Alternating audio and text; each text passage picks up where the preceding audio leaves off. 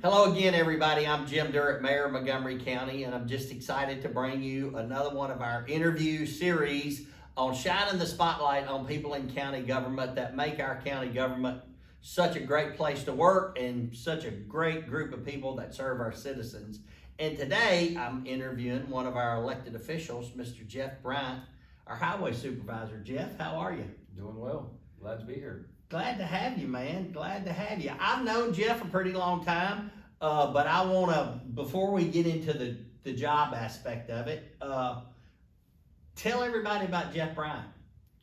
Well, I'm married to Chelsea Bryant. We've been married for about 16 years, I believe. I hope I got that right. We have one daughter. She's 12 years old, and she's into horse riding. So when I'm not busy with work, she's keeping me busy. So it's great to be married to her and father of Riley.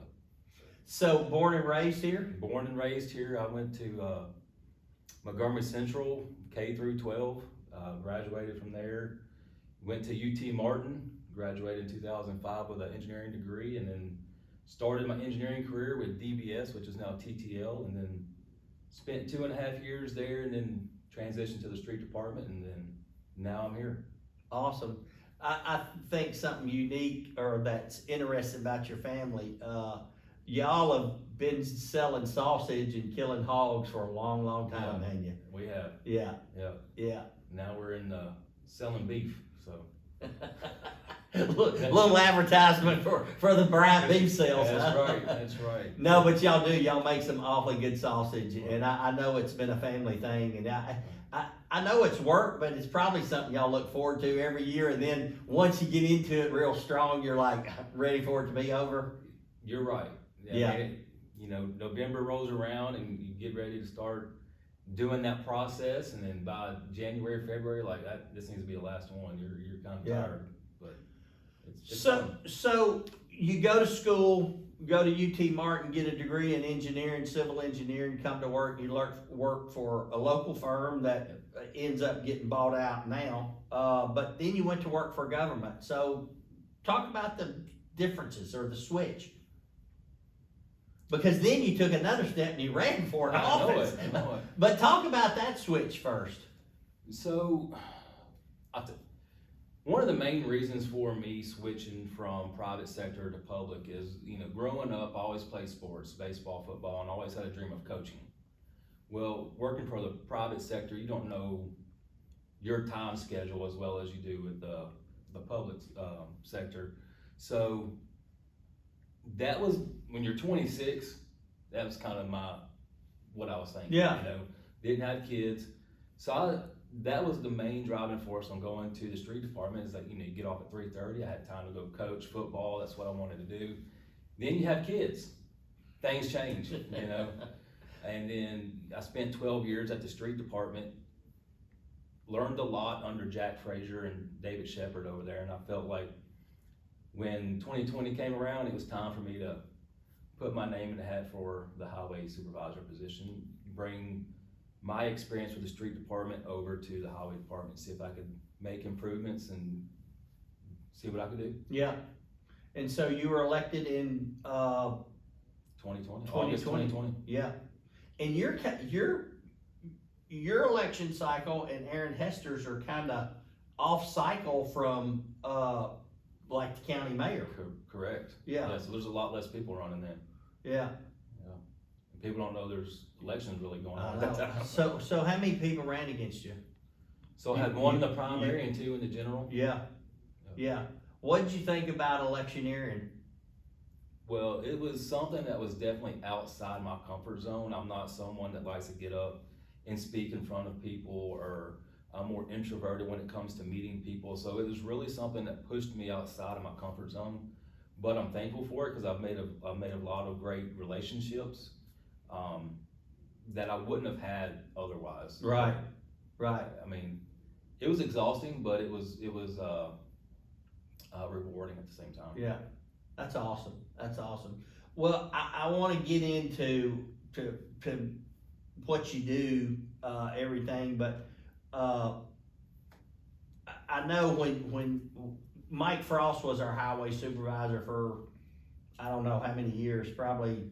I think he was 15 years. Yeah, but he worked there for quite a while. basically all his life, and unfortunately, right after Mike retired, he passed away. To be honest, he didn't get a chance to retire. Yeah, which was sad. But you come in and you know, for lack of a better word, replace somebody that's been there for 40 plus years, and here's this new guy, new ideas, different philosophies, everything. How did you embrace the workforce? You know, there was a lot of question marks when I came in, so I just had to reassure that everyone that was there that I wasn't coming over there to replace anyone. I just wanted to tweak the way we were doing things, and as long as you're doing it, we're good to go. You know, and there are a lot of great employees over there that, you know, once they had that assurance, like, I mean, they were all on board 100%, and it's been an easy transition, I believe. Awesome. So what's a typical day look like for Jeff Bryant? Well, as you know, as director of street department in your days, like, there is not a typical day at the highway department. One day I could be in the office all day long, you know, answering emails, calls, getting some work done. Another day I could be out of the office all day long. Or there's a day full of meetings, or it could be a mix of all those. So there's not a typical day, because every day is just completely different. Yeah. And y'all just do such a wide variety of stuff. I mean, Yes. like, you know, a month ago, nobody was thinking about mowing and that kind of stuff, but y'all are gearing up because you've got all these miles and miles and miles of right of way to mow. How many miles of county road do you have? We have roughly 750 center line miles. 750 center line double miles. that for your mowing. Wow. Yeah. So it's. I mean, that's just a big task in itself. I mean, we have, I think, 10 tractors that take care of all the right of way throughout the county. And I mean, if they start off in the morning and they roll, they go 10 hours, and then they get up and do it again. And I mean, it's a lot of mowing. It is a lot of mowing. Yeah. Wow. We tried to. I'll point this out with our mowing. You know, when we started, we did a lot of maybe a little bit too far of the right of way. So a couple times, right after I started, I had a call within the first week, and it was 2 calls. As soon as I hung up the phone, I had the exact same call. Our mowers had hit a fence and cows got out. Because we were mowing right up to the fences on some of these properties, and I said, let's cut it back a little bit. We don't need to be about 2 feet off, 2 or 3 feet, you know, just not get up to the fence. So we haven't had any more cows get out, thank goodness. Awesome. Awesome. So Jeff, talk about some short-term challenges with the highway department. Short-term, money. I think that's always an issue with a department that size that needs that much money. You know, we have a lot of old equipment that needs to be updated. You know, when you have old equipment, you're always breaking down. You're not operating at capacity like you want to be. So short term, and I guess that could be a long term too, is just where do you find the money to replace those assets, and, you know, updating the facility so we can be more efficient in the office and in our garage. You know, those are definitely short and long term. I mean, and you said updating the facility. The building y'all work out of is how old? It was either mid 1950s or mid 60s. Yeah. It's outdated. Yeah.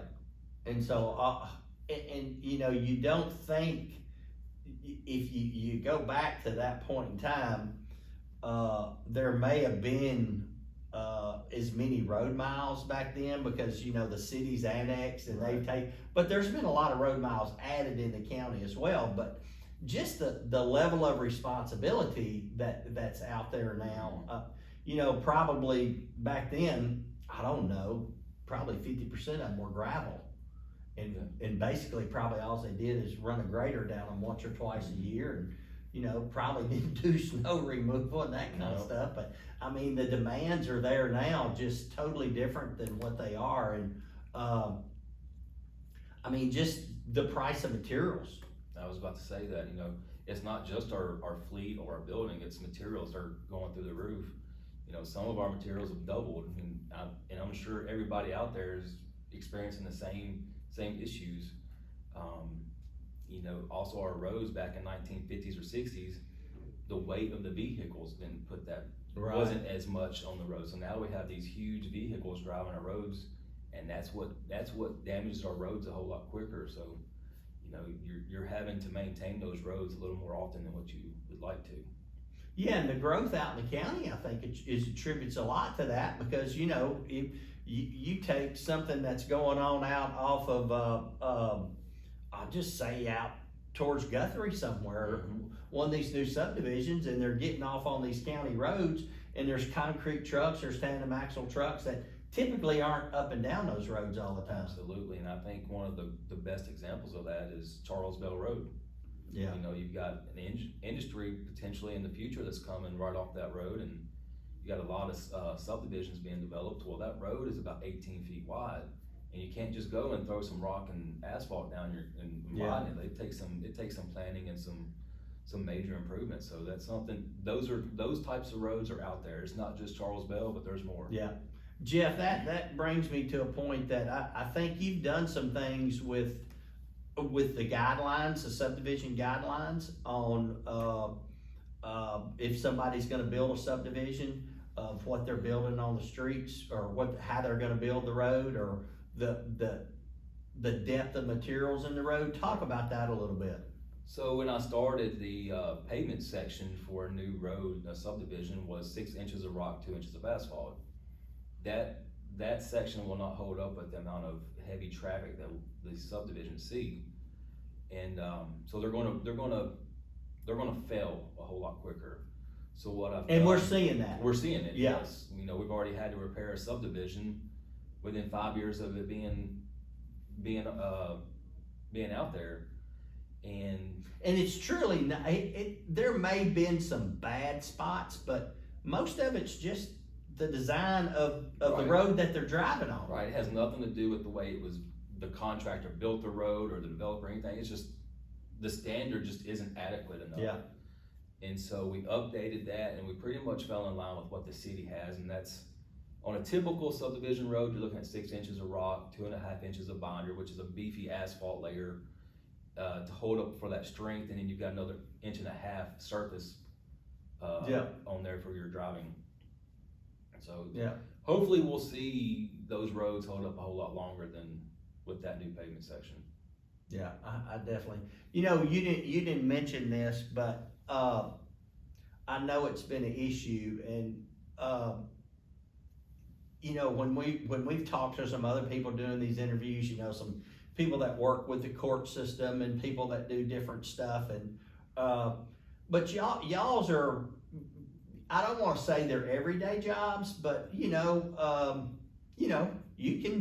hire laborers still. And when I'm talking to somebody that works in the court system and they're looking for somebody that has a social work background, it has to be a calling. Right. And I'm not saying that the highway department's not a calling, because I think a lot of people, me included, when I was 18 or 19, I just had this passion to learn how to run equipment, and I just had a passion for it. But y'all have as much trouble hiring people as any other department in county government, don't you? Absolutely. I don't know if it's the wages or what's going on. I feel like most of our positions are pretty competitive. Labor might be a little low on cost on the wages, but we got a pay study going on, so hopefully we'll see where that takes us. But if someone's getting out of high school or in their early 20s and they want to, like you, learn how to run equipment, they can get their foot in the door as a laborer and work towards their CDLs and start learning the different pieces of equipment and work their way up. So it's a great opportunity, like you said, just to get your foot in the door and start learning that equipment. Yeah, it is. It is. But y'all have trouble. I know you had an engineer's job open for what, a year and a half? Well, I know it was open before I started. I think it was actually posted in like 2019. Yeah. And we just filled it this January. Wow. Wow. So what would you tell somebody, and I'm really glad I'm asking you this question because you've done it, and a lot of people that I've done this interview with hadn't, but you worked in the private sector and then you came to the government. What would you tell somebody that a young engineer coming out of school about working for the government versus working in the private sector? I mean, you had a reason for it, but Yeah. things changed. You Exactly. got married, had kid, had a Yeah. child. So why did I stay? Yeah. I think it's rewarding when you get a call from a citizen and they have an issue and you hope you can help them out. So you go out and you meet with them, and a lot of times you can help them out. Sometimes you gotta be the bad guy, I guess, and say we can't help you out. So those times are difficult, but when you're able to help out, it's really rewarding. One example, we got to help our neighbors out back in August. We got to go down to Waverly and Yeah, man, y'all did awesome work. we were able to repair a road and repair a bridge, some substantial repairs. We're completely rebuilding a road. And so for our folks, coming into work from 6:30 to 5 just to do all right, we're gonna replace a pipe today or mowing. It's work, but then when you get to go out and help your neighbors, everyone that was down there was so glad to be able to go down and pitch in. We were getting our guys that were going down there, they were getting here before 6 o'clock so they could be down there ready to go and start work at 7 o'clock. And then there were days where we didn't leave at 5 o'clock, or we may have left at 5 o'clock, but we didn't get back to the office till 6:30 or so. And not one person complained, and they just really enjoyed that opportunity to help our neighbors out. And I think that's a great answer for that question because, nothing wrong with the private side, but if you're on the private side, somebody's paying y'all to design a road or something like that, and you've got the I can't think of the word, but the satisfaction of, oh man, I designed this beautiful road and this subdivision, it looks great, and I'm proud of it, but helping somebody it takes things to a different level. Absolutely. Yeah. So what would you tell somebody if you met them and they were a couple and they were thinking about moving to Montgomery County? Why would you tell them to move here? Well, I grew up here. The only other place I know is Martin, Tennessee. It's a lot smaller than Clarksville, but what I've noticed over my 40 years is that Clarksville really hasn't changed as far as people is concerned. It's a great community. You're going to meet friendly people, and it doesn't matter where you come from. You're going to be part of this community. If that's what you're looking for, is to be plugged into the community, you're going to have that opportunity. Yeah. Awesome. Tough question for probably you, but what's one of the most gratifying things you've ever done with your job? I would say the Waverly situation, just going down there and helping out. You got that. Some of our folks have struggled with getting CDLs, and we try to go out of our, not go out of our way, but find ways to help them out. And when they finally pass it and they're excited, and you see that joy on their face, it feels good to help those folks out.